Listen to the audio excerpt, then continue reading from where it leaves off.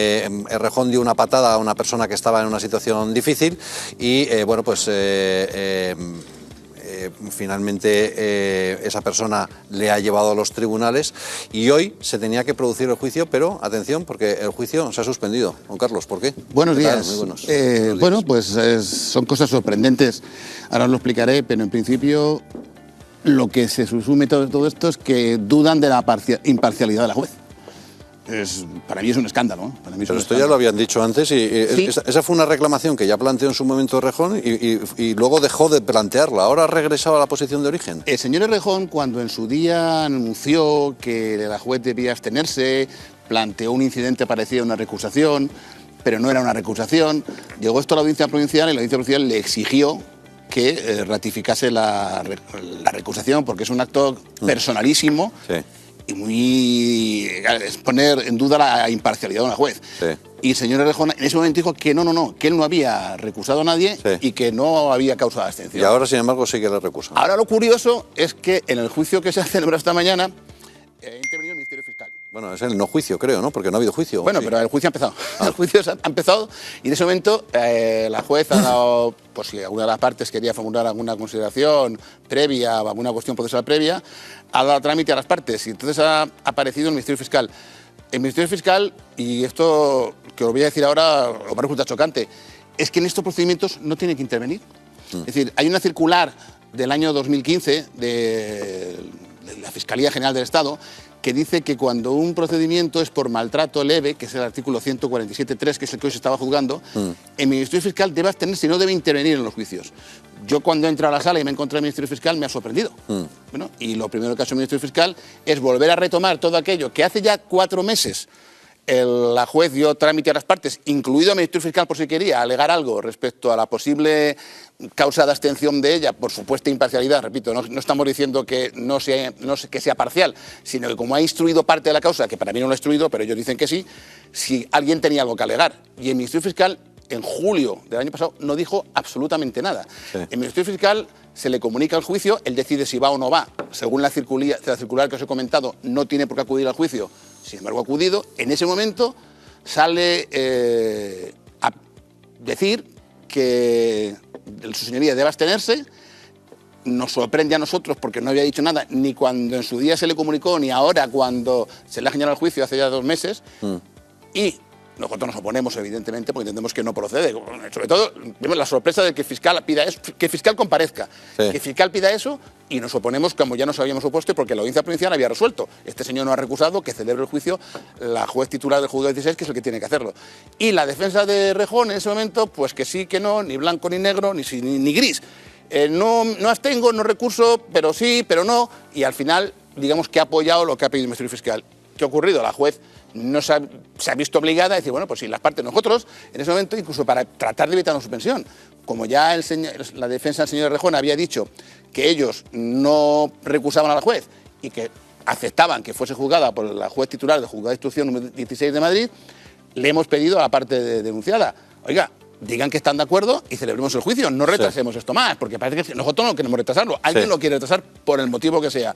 Y ahí lo que te he comentado antes, ni blanco ni negro, ni tampoco gris, que sí que no, y al final la jueza ha dicho, bueno, pues remito los autos a la Audiencia Provincial de Madrid otra vez, para que la Audiencia Provincial de Madrid diga si me tengo que abstener o no. Pero lo que no entiendo es por qué la Fiscalía dice que incurriría en causa de recusación cuando la Audiencia Provincial ya ha dicho que no.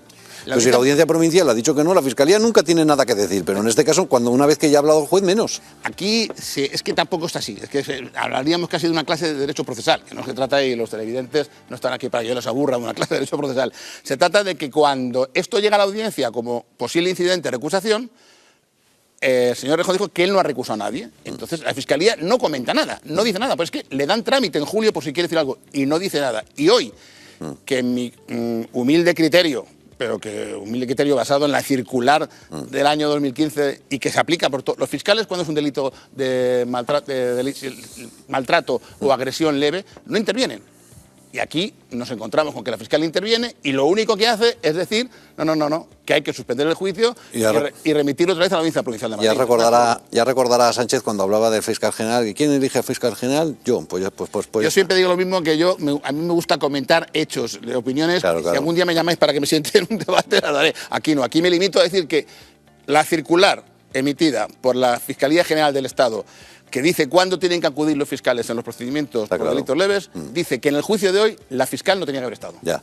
Bueno, la explicación de Rejón es que hay un tema administrativo y que se ha suspendido, pero en fin, la realidad es la que usted acaba de contar. Esta mañana en los juzgados de Madrid también comparecía Jordi Sánchez porque tenía que conciliar con Pablo Casado por un presunto delito de calumnia. Supuestamente Pablo Casado le había insultado diciendo que había ejercido la violencia en aquellas imágenes que todos ustedes recordarán en la comisaría de Barcelona, subido en una patrol de la Guardia Civil, y él pues obviamente dice que no hubo violencia. No ha habido acuerdo porque Pablo Casado nos ha presentado y él ha anunciado que va a presentar una querella contra Pablo Casado. Así que ya ven, el verdugo convertido supuestamente en víctima. Lo decía así.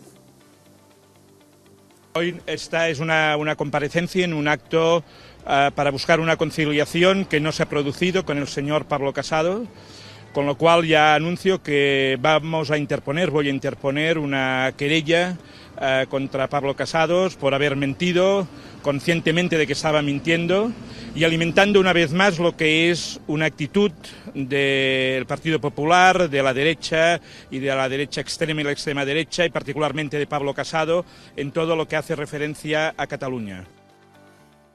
Lo más alucinante es que Jordi presenta esa querella porque considera que Pablo Casado ha faltado a su honor al decir que había ejercido la violencia. Pero es que quien dice que Jordi ejerció la violencia fue nada menos que el Supremo, en sentencia judicial firme. Señor Sánchez, el Tribunal Supremo hablaba de acciones violentas indiscutibles. ¿Por qué entonces querellarse contra el señor Casado cuando le ha acusado de ello? Bueno, yo no sé si usted ha tenido la oportunidad de leer la sentencia del Tribunal Supremo, se lo recomiendo. En cualquier caso, cuando interpongamos la querella contra el señor Casado, quedará perfectamente reflejado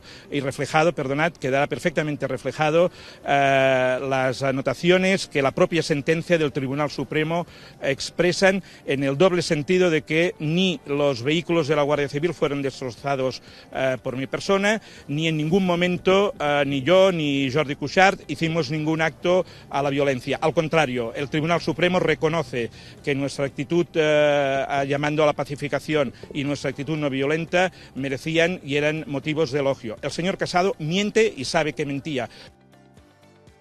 Bueno, pues Jordi Sánchez diciendo que el Supremo le ha elogiado. Esto ya es lo máximo. Que ha sido condenado, Yo estoy viendo, no había visto las declaraciones porque esto coincide con la vista que yo tengo en el otro edificio.